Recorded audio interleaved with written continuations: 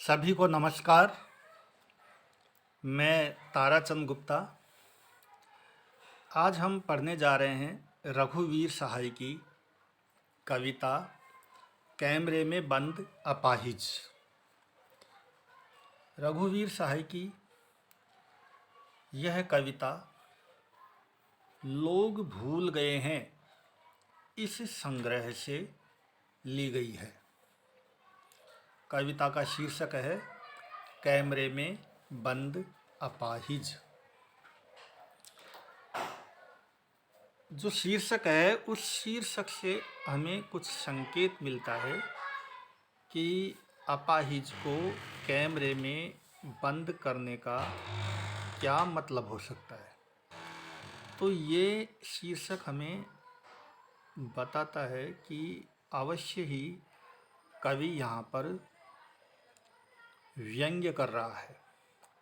किसी अपाहिज को कैमरे में बंद करना का मतलब है कि अवश्य ही उसकी वीडियो बना करके या उसके फ़ोटोग्राफ ले करके किसी ख़ास मकसद को पूरा किया जा रहा है, और ये ख़ास मकसद अपाहिज के हित की बजाय ऐसा करने वालों के हित में है।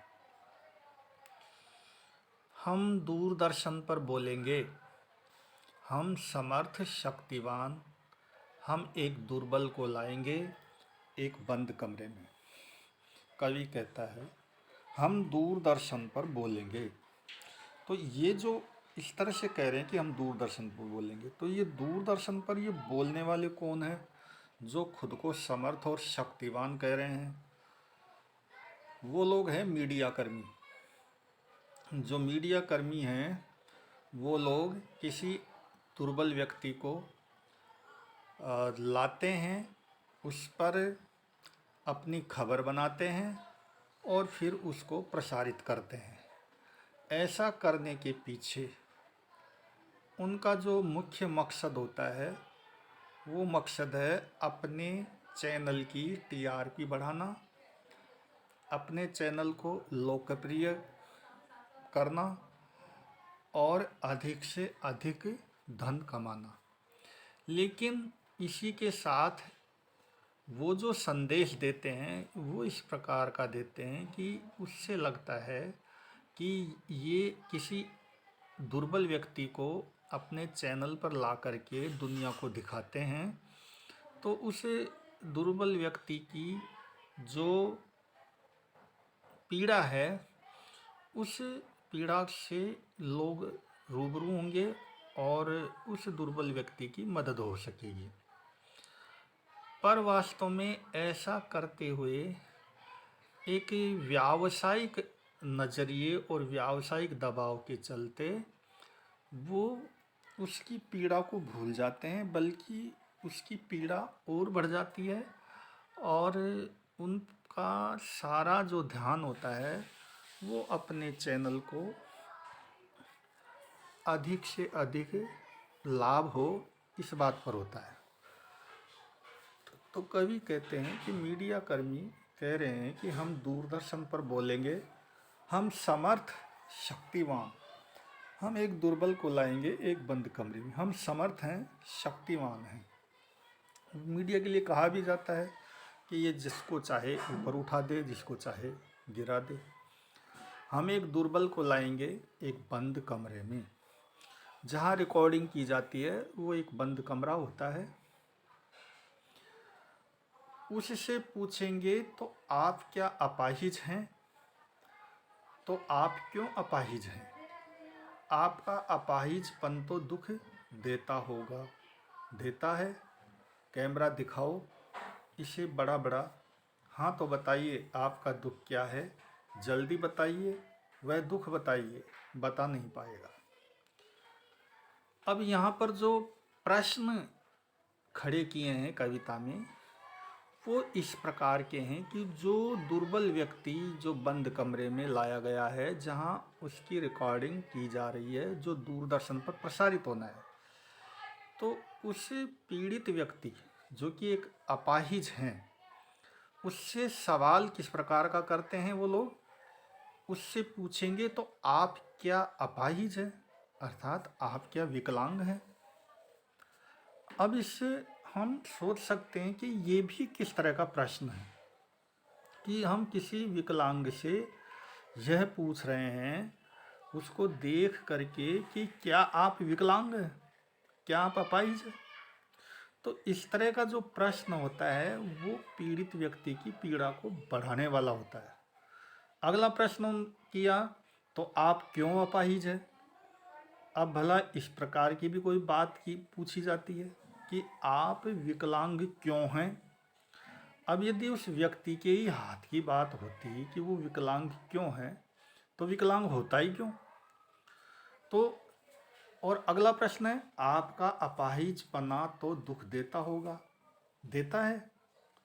यह प्रश्न भी ऐसा ही है जो उसकी पीड़ा को और अधिक बढ़ाता है।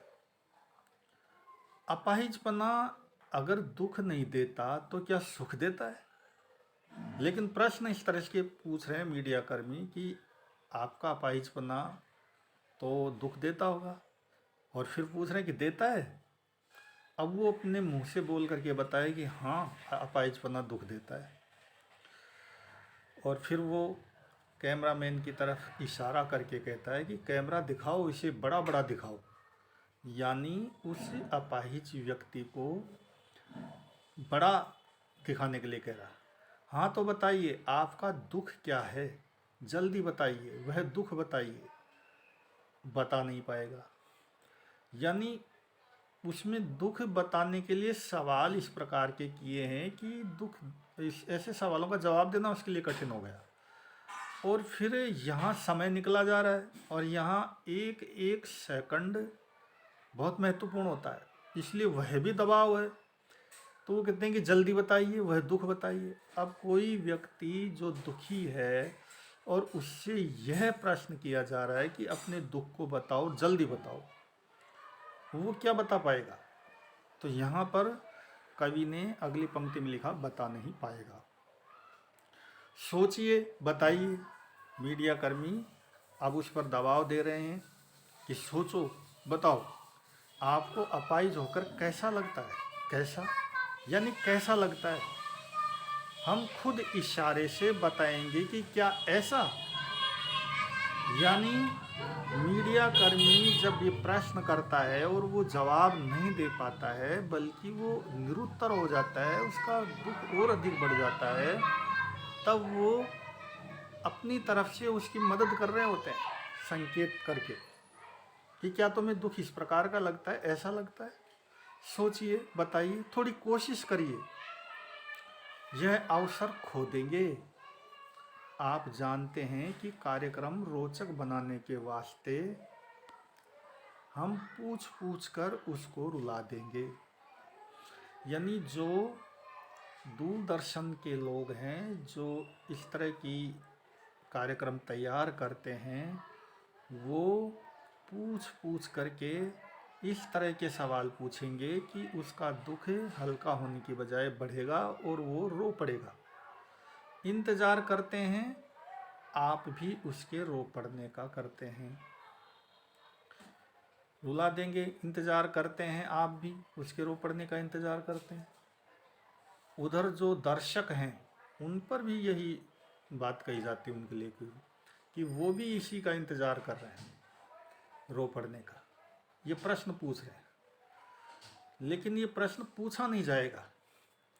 फिर हम पर्दे पर दिखलाएंगे फूली हुई आँख की एक बड़ी तस्वीर, यानी कैमरे को उसकी आँखों के पास ले जाके या आँखों वाले हिस्से को बड़ा करके दिखाएंगे, फूली हुई आँख की एक बड़ी तस्वीर, जिससे ये व्यक्त हो सके कि ये व्यक्ति कितना दुखी है। बहुत बड़ी तस्वीर, और उसके होठों पर एक कसमसाहट भी, पीड़ा की कसमसाहट। आशा है आप उसे उसकी अपंगता की पीड़ा मानेंगे। एक और कोशिश, दर्शक धीरज रखिए, देखिए हमें दोनों एक संग रुलाने हैं। यानी उस अपाहिज को भी रुलाना है और दर्शक को भी रुलाना है। एक सोची समझी योजना, जिसके तहत अपाहिज को रुलाना, दर्शक को रुलाना, ये उनके कार्यक्रम का एक मकसद है, क्योंकि इसी से कार्यक्रम आकर्षक होगा और ज़्यादा से ज़्यादा लोग देख सकेंगे। तो ऐसा सारा प्रयास करते हैं दूरदर्शन के लोग। आप और वह दोनों, कैमरा बस करो, नहीं हुआ रहने दो, पर्दे पर वक्त की कीमत है। अब मुस्कुराएंगे हम। आप देख रहे थे सामाजिक उद्देश्य युक्त कार्यक्रम, बस थोड़ी ही कसर रह गई। धन्यवाद। तो पूरी कविता में कवि ने कुछ इस तरह के प्रश्न रखे हैं, इस तरह से कार्यक्रम तैयार करने वाले लोगों की मानसिकता को रखा है, जिससे यह पता चलता है कि उनका मकसद किसी पीड़ित व्यक्ति की पीड़ा से लोगों को अवगत करा करके उसकी प्रति संवेदना जगाने से ज़्यादा तो अपने कार्यक्रम को सफल बनाना है। और जितना सफल रहेगा कार्यक्रम, उतनी ही अधिक दूरदर्शन की आय हो सकेगी। तो यहाँ पर जो बाजारवाद है वो हावी हो जाता है, और असल में जो मकसद कार्यक्रम का होना चाहिए कि लोग पीड़ित व्यक्ति की पीड़ा से रूबरू हो और लोगों में संवेदनाएं जागे और उसकी मदद करने के लिए आगे आए, वह चीज़ पीछे छूट जाती है। बल्कि ऐसे कार्यक्रम पीड़ित व्यक्ति की पीड़ा को बढ़ाने वाला सिद्ध होता है। तो इस कविता के अंदर इसी बात को एक व्यंग्य के तरीके से कवि ने बताने का प्रयास किया है। धन्यवाद।